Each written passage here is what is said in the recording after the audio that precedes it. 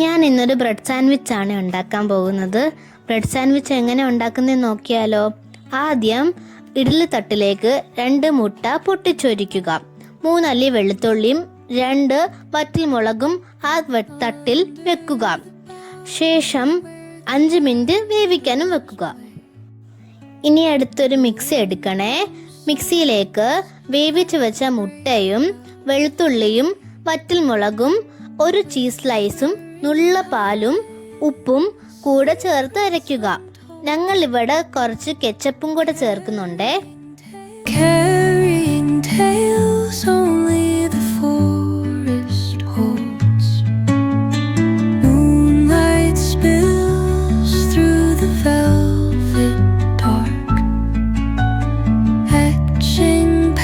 ഞങ്ങളിവിടെ ചിക്കൻ ഇല്ലാതെയാണ് bread sandwich ഉണ്ടാക്കുന്നത്. എന്നിട്ട് ഒരു ബൗളിലേക്ക് കുറച്ച് ക്യാപ്സിക്കവും ഒണിയനും ക്യാരറ്റും ചെറുതായി അരിഞ്ഞു വെക്കുക. അതിനുശേഷം ഞങ്ങൾ നേരത്തെ ഉണ്ടാക്കി വെച്ച സോസും ആഡ് ചെയ്യുക. എന്നിട്ട് കുറച്ച് കുരുമുളകും കൂടി ഇടണേ. ഇപ്പം നമ്മുടെ ഫില്ലിംഗ് റെഡിയായി. ഇനി ഞങ്ങൾ ബ്രെഡ് ടോസ്റ്റ് ചെയ്യാൻ പോകുകയാണ്.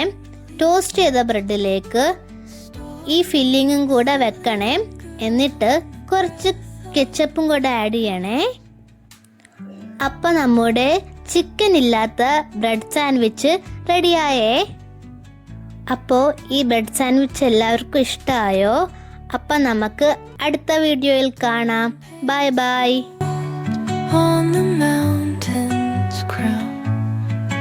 While rivers whisper truth as they flow down.